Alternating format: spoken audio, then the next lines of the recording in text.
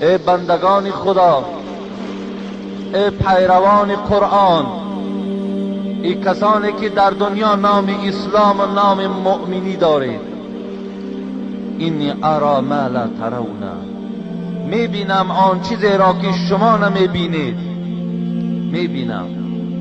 حبیب خدا گو من مشاهده میکنم، من میبینم آن چیزی را که افسوس چشمهای شما باید دیدن نمیتواند. چگونه ای که در شب معراج حبیب خدا دوزخی ها را دید، عذاب دوزخ دید. حتی میگوید وقتی من به نزد یک تنور رسیدم، امروز ما و شما چکدان میگوییم، وقتی به نزد این تنور رسیدم، از داخل این تنور یک آواز، یک صدای دردناک می برآمد. اعلاه ضیق، این تنور میگوید بالاش بسیار تنگ بود، لیکن اسفله واسع، لیکن پایانش بسیار گشاد بود.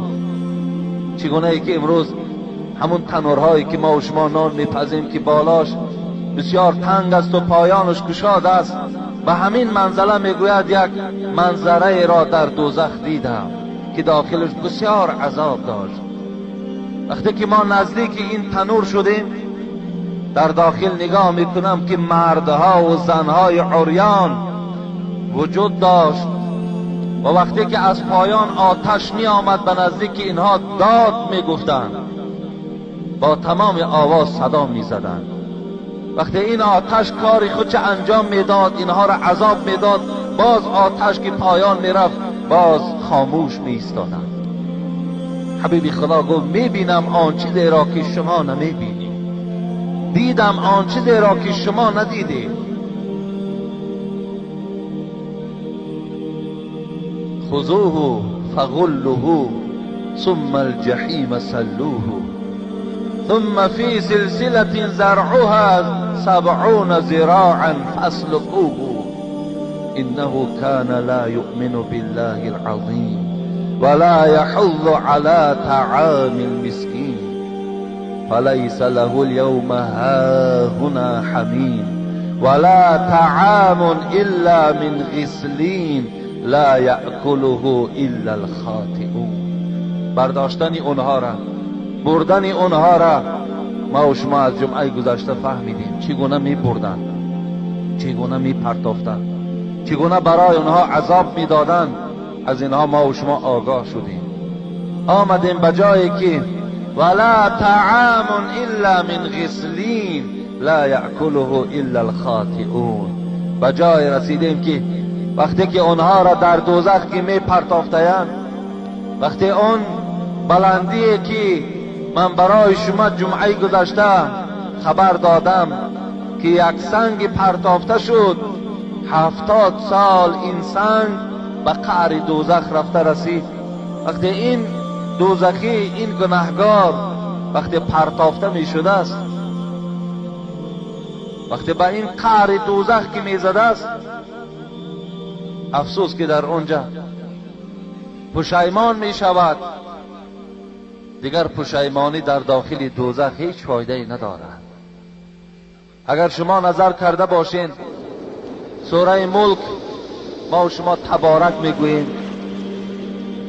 همینه که بالای قبرهامان میخوانیم، وقتی همین نظر میکنیم میگوید اذا القوا فیها سمیعوا لها شهیقا و هی تفور. هر وقتایی که دوزخی را در دوزخ پرتافته می شود، لها شهیقا و هی تفور، پروردگار میگوید دوزخ آوازش به آواز خر مانند است، مثل خر فریاد میزد از دوزخی را که میدید است. چگونه ای که مفسرای قرآن میگویند به نزدیک یک خر وقتی که یک مشت جو نزدیک میکنی که یک حرس دارد، وقتی دوزخ هم که طعام خودش میدیده است، وقتی دوزخی که گویم نماینده خودش دوزخ که میدیده است، مثل همو خر حرس میکرده است. شهیقا و هی تفور، الله میگوید دوزخ میجوشد. تکاد تمیز من الغیظ. الله با در همین سوره مبارکه بیان میکنه زود است که از غضب این دوزخ میکفد، زود است که قریب که میکفد وقتی که دوزخی را در داخل خودش میبیند. کلما القی فیها فوج سألهم خزنتها الم یأتکم نذیر قالوا بلی قد جاءنا النذیر فكذبنا وقلنا ما نزل الله من شيء ان انتم الا فی ضلال کبیر. الله میگوید وقت دوزخی که در قعر دوزخ میزده است ملائکه میپرسیده است ای انسان تو میدانستی که همین دوزخ هست؟ میدانستی که این گونه عذابهای رنگارنگ هست؟ آیا در بین شما کسی نبود که شما را خبر دهد؟ آیا در بین شما یگان پیغمبر یا یگان عالم و داملای وجود نداشت که شما را از دوزخ خبر دهد؟ آیا شما اینو نشنیدید؟ این دوزخی ها چی میگوید؟ میگوید مثل که خجالت زده، مثل آدم شرمنده سرها پیش خود و میگفتند کلما القی فیها فوج سألهم خزنتها الم یأتکم نذیر قالوا بلی قد جاءنا النذیر. گفتن بله بود در بین ما بود، شخصانی بود که ما را از دوزخ خبر میداد، لیکن ما در عوض خبر اونها چیکار میکردیم؟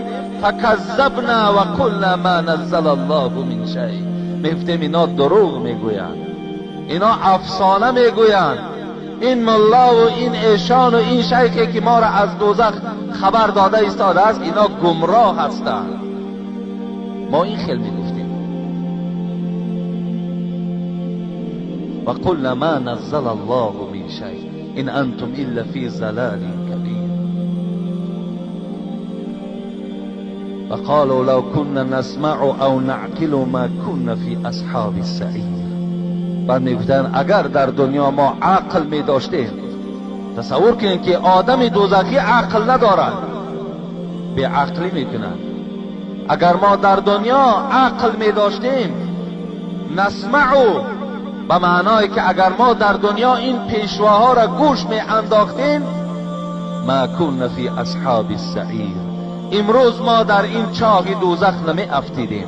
افسوس که اینها را گوش نکردیم، افسوس که به اینها حواله نکردیم، افسوس که اینها ما را وقتی گفتن بی نماز بدبخت است، بی نماز از رحمت الهی دور است، ما را قهرمان کرد، ما را قهر کرد، ما را غضب کرد که این چه حق دارد که بی نماز تنقید میکند. ما وقتی گفتیم که عرق نوش از شفاعت حبیب خدا محروم است، ما را در دنیا قهر کرد. ندانستیم که این ملامت و مذمت این برادر برای ما فایده کلان داشته است، ما اینو نفهمیدیم. الان امروز با چیکار میکنیم؟ از عذاب پروردگار میچشیم. فاعترفوا بذنبهم فسحقا لاصحاب السعیر. پروردگار چی زیبا بیان میکند، در آخر بعد چی میگوید؟ فاعترفوا بذنبهم. بعد گناهگار وقتی در دوزخ خودش را میبیند در گناه خودش اقرار است، میگه در اصل جای من باید دوزخ باشد. خودش میگفت است، خودش میگفت است که من ارزنده دوزخ هستم، زیرا که در دنیا ناسپاسی کردم. خودش در گناه خودش میگوید قائل است. و در اون داخل الله گفت ولا طعام الا من غسلین. اونها طعام ندارند، چگونه که برای جنتی ها طعام های رنگابرنگ، نوشاکی های رنگابرنگ، میوه های رنگابرنگ، لباس های رنگابرنگ، خانه ها و کوشک های رنگابرنگ است، برای دوزخی ها اینها وجود ندارند. الله گفته ایستاده ولا طعام الا من غسلین. دوزخی طعام ندارد مگر غسل میخورد، غسلین میخورد. غسلین چیست؟ غسل این زرداب، این خون که از بدن دوزخی ها جدا می شود، آن زرداب و آن خونی که در حالت عذاب دوزخی از بدن او جدا می شود، اینها را در ظرف ها می گیرن و برای دوزخی ها در حالت تشنگیشان می دهند. زرداب و خون و چرکی که از بدن دوزخی ها جدا می شود. لا یأکله الا الخاطئون. پروردگار گفت بسیار درشت است این زرداب و این چرک و این خون بسیار چیزی وزنین است برای نوشیدن، برای خوردن، لیکن یقین دانند که این خطاکارها میخورند. این کسانی که در دنیا خطا کردند، کسانی که در دنیا پروردگار را اطاعت نکردند، این خوراک اونهاست. گفت لا یذوقون فیها بردا ولا شرابا الا حمیما و غساقا جزاء و وفاقا. پروردگار لا یذوقون فیها بردا ولا شرابا. الله میگوید دوزخی در دوزخ هیچ وقت آب خنک نمیبیند، بردا ولا شرابا. هرچند که حرارت بدنش گرم هم که شود، هرچند که همون جایی که عذاب است حرارت گرمی هم داشته باشد، برای او آب خنک دادن نمی شود. ولا شرابا، با او شربت دادن نمی شود، نوشاکی دادن نمی شود. الا حمیما و غساقا. الله گفت فقط با او حمیم داده می شود، با او غساقا، با او زرداب و خون و چرک داده می شود. حمیم گفته آب جوش می گوید. تسقا من عین آنیه. انا همون عین آنیه، همون چشمه هایی که از آب جوشند، وقتی که دوزخی تشنه می شود، وقتی آب طلب می کند، در ظرف ها برای او این داده می شود. سوره محمد که در قرآن وجود دارد، الله میگد و سقوا ماء حمیما فقطع امعاءهم. پروردگار میگوید وقتی که نوشاکی ها را و دوزخی ها داده می شود که نوشید، و سقوا ماء حمیما، این آب جوش این آب جوش نوشید، وقتی می نوشند فقطع امعاءهم. پروردگار گفت وقتی که همین آب که به درون رفت، فقطع امعاءهم، روده هاشان تیکه تیکه می شود، داخل عذاب، نوشیدنش مشکل.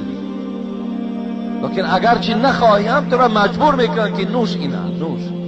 تو در دنیا از این ده بدترهاش نوشیده بودی.